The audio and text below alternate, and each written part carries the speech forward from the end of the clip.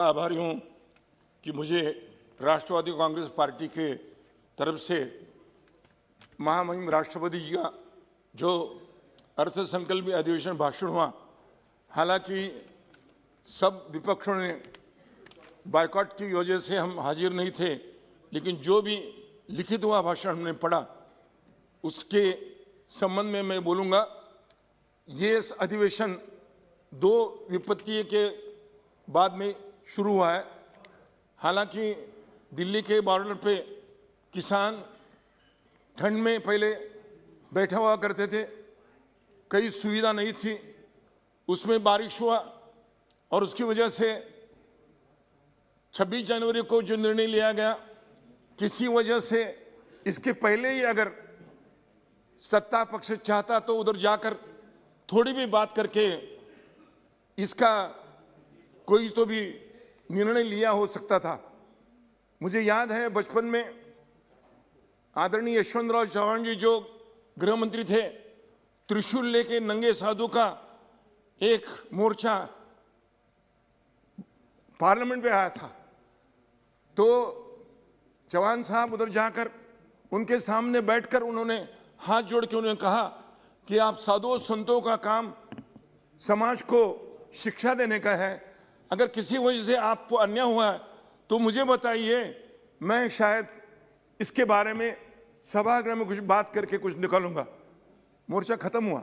60 दिन अगर मन में होता सरकार के तो कुछ नहीं करते।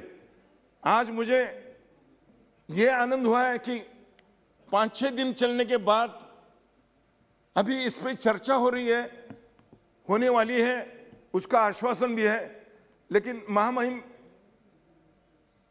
राष्ट्रपति के भाषण में पहले चर्चा हो और बाद में अगर समय मिले और आप चाहे दोनों पक्ष तो इस पे बात हो सकती है।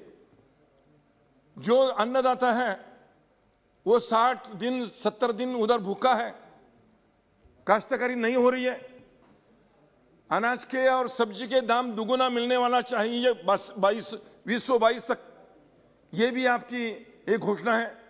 लेकिन उगाने वाले अगर काश्तकार खेत में नहीं जाते, उनको सुविधाएं नहीं मिलती, बीज नहीं मिलता, खाद नहीं मिलता और मार्केट बंद होने की वजह से जितने भी पैदाइश है उसको ग्राहक नहीं मिलता, तो हमारी आय दुगुनी कैसी होंगी।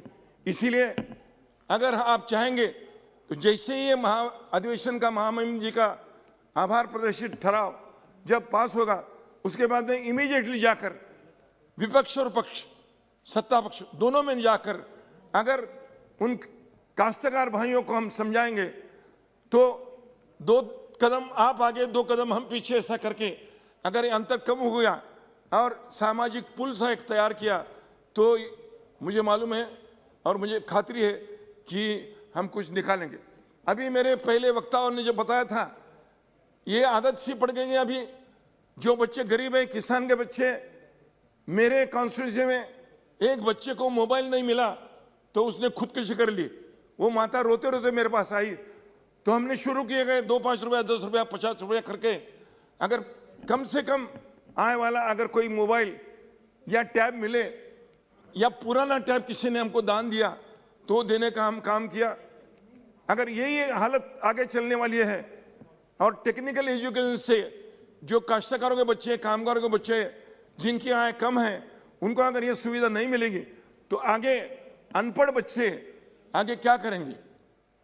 परसों मुझे एक सैनिक मिला जिसकी सेवा 17 साल की हो गई है और अभी वो शायद 2-3 महीने में निवृत्त होने वाला है, तो आके मुझे बोला कि सर मुझे क्या काम मिलेगा। तो मैंने बोला कि आप 37 साल की उम्र में वो किसान निवृत्त होने वाला है, आगे उसकी जिंदगी कम से कम 80 साल तक है, वो क्या करे। कोरोना की वजह से सबकी अपॉर्चुनिटीज गई है, काम नहीं मिल रहा है।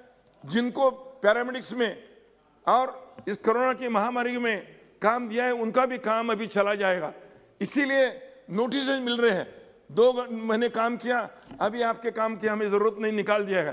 तो एक कोई ऐसी आरोग्य की व्यवस्था पूरे भारत में हो कि जिसकी वजह से जिन्होंने इस कठिन समय में काम किया है उन कामगारों को, हालांकि हमने अगर कोई इरादे के साथ बता दिया कि आपकी नौकरी रहेगी, और आपको नई कोई संधि मिलेगी तो ऐसे काम करने वाले जो लोग हैं, ऐसा हुआ कि किसी वजह से जब 50 लाख 10 लाख की हानि अगर हुई तो मिल जाएगा, इसीलिए कई लोग सोचे कि नहीं तो बाहर मरने के भूखे मरने के बजाय उधर जाके कुछ हो जाए तो हो जाए। इसीलिए मैं चाहता हूं कि सरकार कोई ऐसे कदम उठाए कि जिसकी वजह से जिनको नौकरी जाने वाली उनको कुछ मिले।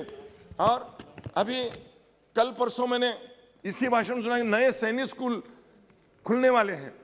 सतारा में एक पहला नया सैनिक स्कूल है जिसकी पायाभरणी यशवंतराव चौहान जी ने 23 जून 1961 में की थी। पैसे नहीं है उनके पास।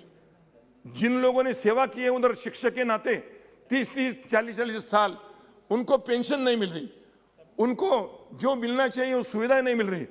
जो उनका कंसर्वेटिव फंड है उसमें से आधा पैसा 5 करोड़ को दिया है। उस कमेटी में मैं हूं। 10 बार भारत सरकार लिखने के बाद में ये डिफेंस डिपार्टमेंट का नहीं है, ये सोसाइटी का है, डिफेंस सोसाइटी का। ऐसे करके उनका पैसा मिल नहीं रहा। नए स्कूल खोलने वाले, कल से महिलाएं बच्चियों के लिए भी स्कूल में एडमिशन मिल रही है। अगर नया स्कूल खोलने वाले तो मेरे सातारा जिले में कहीं नया स्कूल हुआ है और जो स्कूल वहां चल रही है उसकी जो आर्थिक समस्या है उस समस्या ध्यान में लेते हुए उनके लिए कुछ प्रयास होकर, जिनके पैसे मिले नहीं हैं उनको अगर पैसे मिले तो वो लोग भी आराम से अपनी जिंदगी गुजारेंगे। हालांकि आगे चलकर हमारे लोगों ने अब तक देखा है विद्युतीकरण हमारे समस्या बड़ी है। ऊना से लोंडा तक दुगुनी लाइन एक चल रही है, उसका विद्युतीकरण।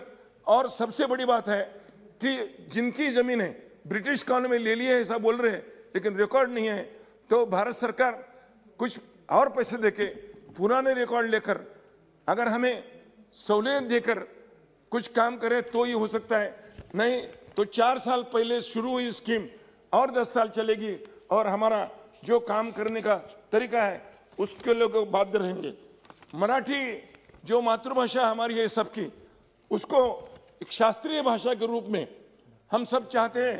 जैसे बालूजी ने बोला तमिल के लिए, वैसे मराठी भाषा का जो स्थान है हमने पूरा रिपोर्ट भेजा है, लेकिन उसको अभी भी शास्त्रीय भाषा के रूप में भारत सरकार ने सम्मति नहीं दी है। तो वो रिपोर्ट आपने पढ़कर जल्दी से जल्दी मराठी जो भाषा है उस भाषा को शास्त्रीय भाषा के रूप में अगर सम्मति देंगे तो हम लोग आपके आभारी रहेंगे। मुझे आपने मौका दिया इसलिए मैं आभारी हूँ। धन्यवाद। जय हिंद।